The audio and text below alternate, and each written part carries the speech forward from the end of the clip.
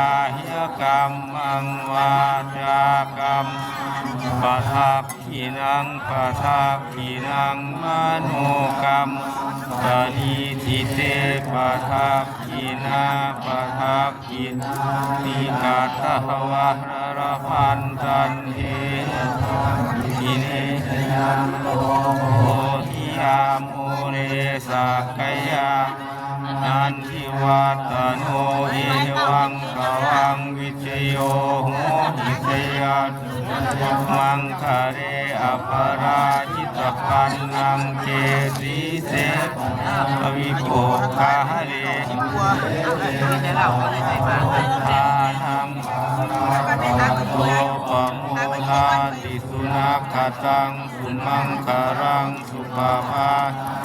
โมทิตังสุขานุสุโมโตจตุเยธัมมจาริสุปรักขินังกายกรรมังวาจากรรมังปะทักขินังสุนังมโนกรรมังปณิทิเตปะทักขินาปะทักขินิกัตถวาระปันตันเออาทักขินีได้จะเนาะเอ้ยไม้ออกมามันจะโดน ngoài vẫn mà thân cái này thì nào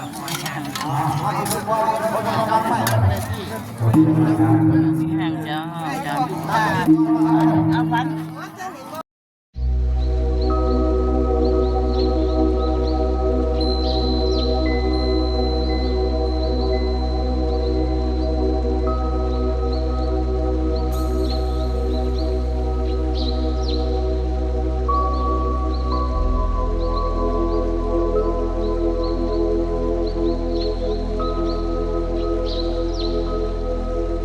ในส่วนของวัดเจ็บแล้วครับนะครับส่วนครับตอนนี้คือการนิมนต์นะครับของเราครับเราเจ็บแล้วนิมนต์เลยนะครับเราเพราะฉะนั้นว่าเราต้องการยึดตามข้อใส่จอบเทียนใช่ไหมนะครับเทียนนะครับ